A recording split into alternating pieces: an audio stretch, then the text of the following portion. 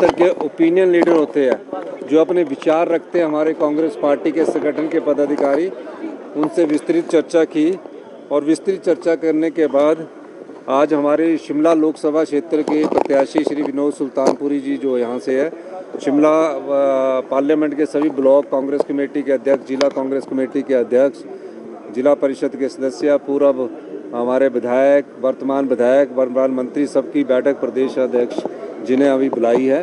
तो हमने उस बैठक में चर्चा करेंगे और चर्चा करने के बाद शिमला में, क्योंकि मंडी की रणनीति अलग होगी और शिमला की रणनीति अलग होगी, तो इस सिलसिले में इन बैठकों का दौर चल रहा है। हमारा ये मानना है कि 15 माह में हमारी सरकार ने आम जनता से जुड़े हुए लोगों के लिए कार्य किए, चाहे वो ओपीएस की बात है, और सबसे बड़ा कार्य जो हमने किया, जो महिलाओं के सम्मान में हमने प्यारी बहना योजना की शुरुआत 1 मई 2024 से स्पीति से की थी, फिर 25 फरवरी 2024 से लाहौल में की थी, फिर पूरे हिमाचल प्रदेश में की। उसमें चुनाव आयोग ने जो हमें फॉर्म भरने की अनुमति दी, हम चुनाव आयोग का भी धन्यवाद करना चाहते हैं। और जो भारतीय जनता पार्टी पहले ओपीएस को रुकवाने की कोशिश की, राजस्थान में इनकी सरकार जैसे ही बनी, हमने पहली कैबिनेट में ओपीएस दिया, इन्होंने पहली कैबिनेट में राजस्थान की सरकार ने ओपीएस वापस लेने की नोटिफिकेशन की है। हमने 1500 रुपया अपनी प्यारी बहनों को देने की बात की है। हमने कोई 15 लाख रुपया देने की बात नहीं की थी कि सबके खाते में 15 लाख रुपया जाएंगे।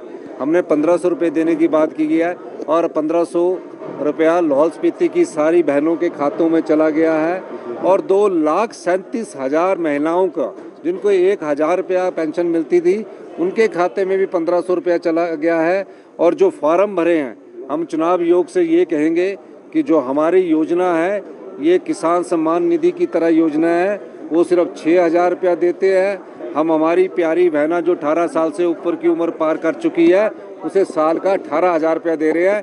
ये ऑन गोइंग स्कीम है, इस पर किसी प्रकार की रोक भारतीय जनता पार्टी के कारण नहीं लगनी चाहिए। और भारतीय जनता पार्टी रुकवाने का काम करती है, चाहे वो ओल्ड पेंशन स्कीम है उसको रुकवाने का काम किया, चाहे 1500 रुपया है उसको रुकवाने का काम किया, चाहे आपदा में हमें जो स्पेशल रिलीफ पैकेज मिलना था, उसमें तीनों सांसद जो चुनकर गए हुए थे, उसमें हमारे सुरेश कश्यप भी चुनकर गए थे। हम उनसे ये भी पूछना चाहते, जो तीनों सांसद चुनकर गए थे, कि स्पेशल रिलीफ पैकेज को रुकवाने का काम अगर किसी ने किया तो इस भारतीय जनता पार्टी ने किया।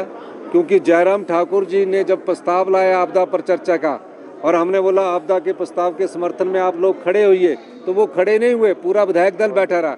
और तीनों सांसदों से ये सवाल पूछा जाना चाहिए कि क्यों आप देश के प्रधानमंत्री और गृह मंत्री से एक मेमोरेंडम लेके हिमाचल के लिए स्पेशल आपदा राहत पैकेज के लिए क्यों नहीं मिले।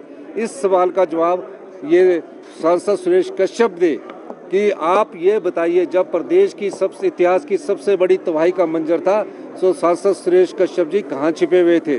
भारतीय जनता पार्टी के जो विधायक दल के नेता वो कहाँ छुपे हुए थे? इन बातों का जवाब हम जनता की अदालत में जाएंगे, हम सच रखेंगे। और ये बार बार झूठ बोलते हैं और झूठ से सच्चाई को टाला नहीं जा सकता, झूठ बार बार सच से टकराता है, जीत अंत में सच की होती है। Bureau report, city channel, Shimla.